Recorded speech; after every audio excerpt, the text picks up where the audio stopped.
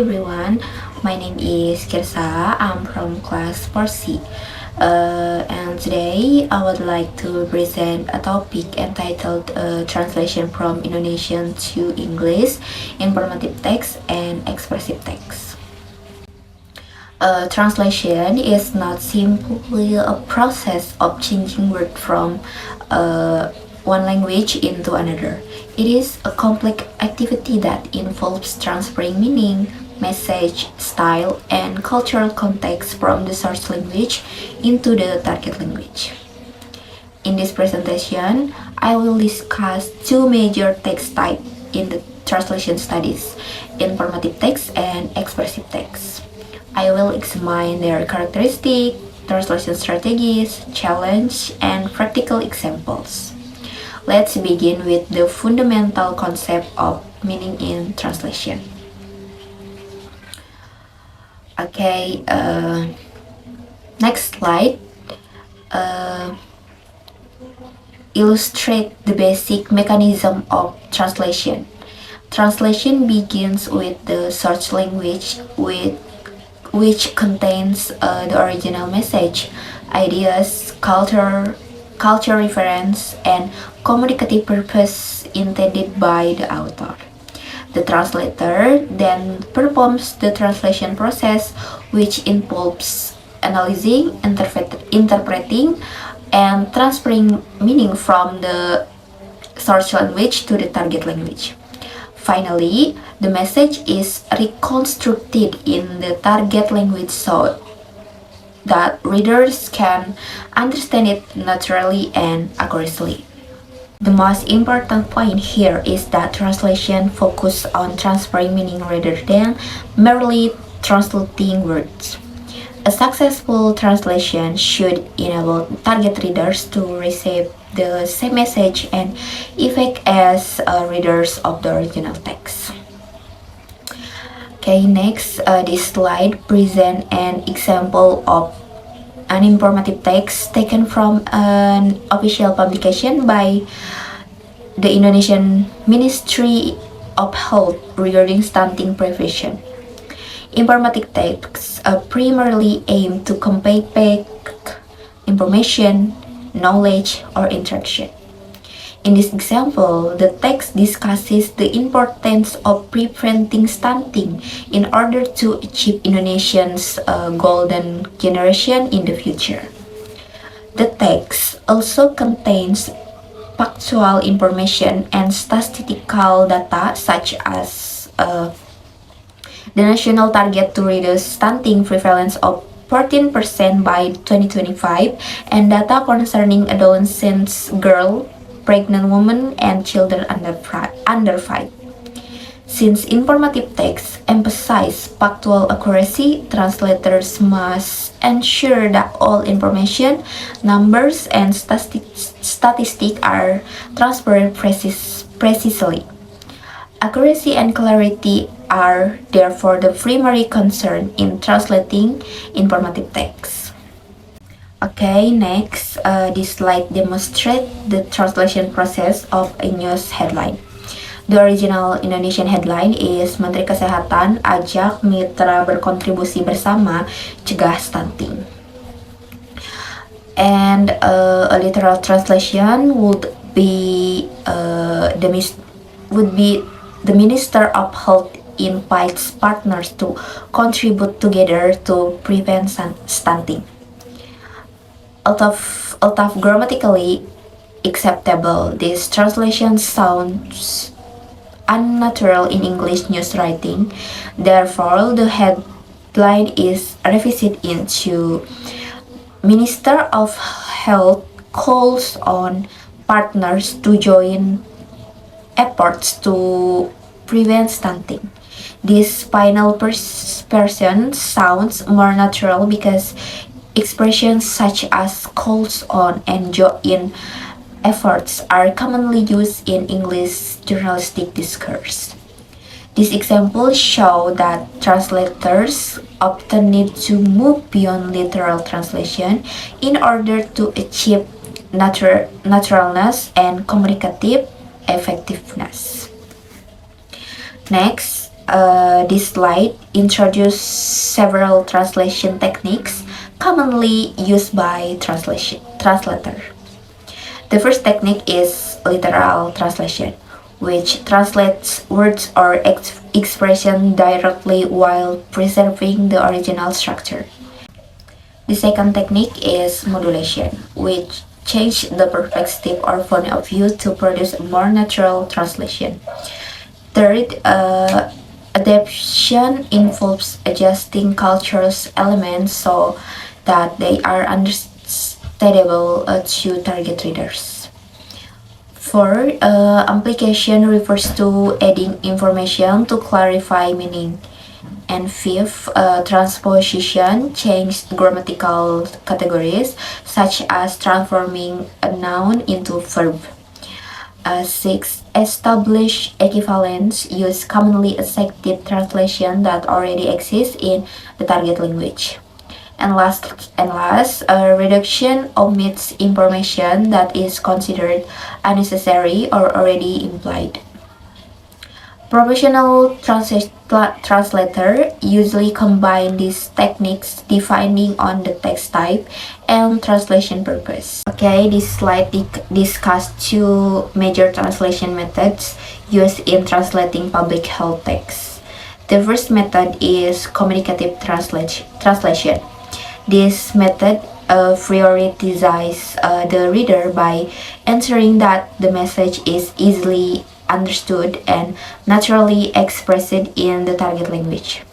The goal is to achieve effective communication rather than preserving the exact linguistic form of the original text. And the second method is semantic translation.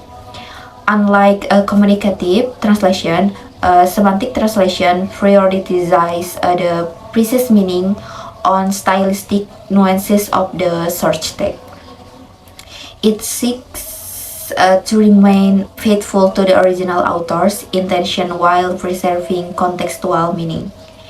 In public health translation, translators often combine both methods to maintain accuracy while ensuring readability.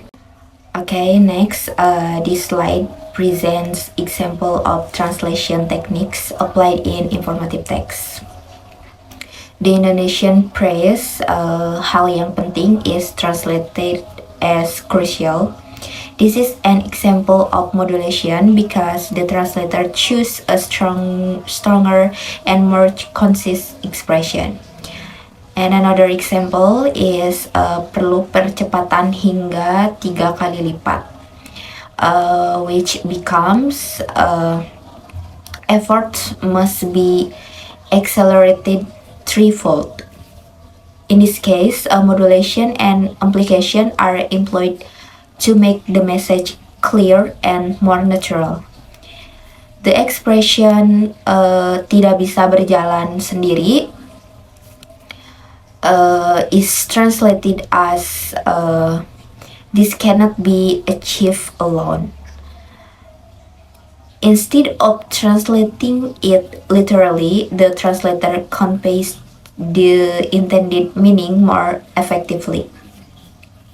This example demonstrates that translation requires a flexibility and contextual understanding. Despite its factual nature, informative translation presents several challenges. The first challenge is institutional lexicon. Terms such as generasi emas or mitra may have culturally specific meaning and require careful interpretation. And the second challenge is statistical fidelity. All numerical information and data must remain accurate throughout the translation process. The third challenge is structural divergence. Indonesian and English have a different grammatical structure, so translators often need to restructure a sentence. And the final challenge is tone management. The translator must maintain an appropriate formal and professional tone suitable for institutional communication. Next, the world of emotion. Unlike informative text, expressive text focus on emotion, feelings, imagination, and artistic expression. This slide present an example from the poem Pada Suatu Hari Nanti by Sapardi Djoko Damono. The purpose of poetry is not to communicate factual information, but rather to evoke emotion and aesthetic experiences. Therefore, translating poetry is particularly challenging because translators must preserve not only meaning but also emotional impact and artistic value. Okay, next, this slide illustrates the translation of a poetic title. The original title is Pada Suatu Hari Nanti by Sapardi Djoko Damono. A literal translation might be One Day Later. However, this version fails to capture the emotional depth and poetic atmosphere of the original text. Consequently, the translator chose The Day Will Come. This translation successfully conveys a sense of inevitability and anticipation, which reflects the emotional essence of the poem. This example demonstrates that expressive translation often prioritizes emotional equivalence over literal accuracy. Okay, this slide explains how translator preserves the artistic qualities of poetry. The preferred approach is usually semantic translation, since it allows translators to maintain both meaning and aesthetic value. Several strategies can be applied. First, transposition may be used to preserve rhythm and sentence flow. Second, modulation helps emphasize emotional nuances. Third, application can clarify metaphors or symbolic expression when necessary. Ultimately, the translator's goal is to preserve what we call the poetic soul of the original work. Okay, next, translating expressive text involves several difficulties. The first challenge is figurative ambiguity. Poetic expression often have multiple interpretation, making translation difficult. The second challenge is rhythmic preservation. Poems frequently rely on rhythm, sound patterns, and musicality, which may be difficult to reproduce in another language. And the third challenge is aesthetic balance. Translation must balance faithfulness to the original text with artistic beauty in the target language.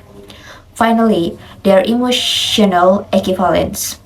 Target readers should experience emotions similar to those felt by readers of the source text.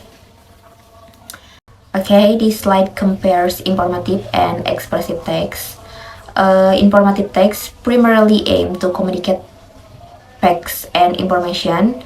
Their dominant translation approach is a communicative translation, and success is measured by clarity and accuracy. But expressive text aim to communicate emotion, imagination, and artistic expression. Their dominant approach is semantic translation, and success is measured by how effectively the translation preserves emotional and aesthetic qualities. Therefore, different text types require different translation strategies. Okay, based on the discussion, I can conclude that there is no single translation method that suits all text type. Translators must adapt their strategies according to the purpose, audience, and characteristic of the text. For informative text, accuracy, clarity, and readability are essential. For expressive text, preserving emotion, style, and aesthetic value becomes equally important. A competent translator should therefore be flexible and capable of selecting the most appropriate approach for each translation situation.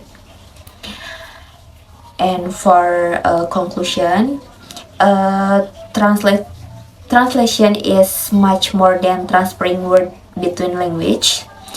Different text types require different methods, technique, and priorities. And informative text emphasize factual accuracy and effective communication, while expressive text prioritize emotion and artistic expression. By understanding this distinction, translators can produce translation that are both accurate and meaningful. Okay, thank you very much for your attention. Sorry if there are any mistake. Wassalamualaikum warahmatullahi wabarakatuh.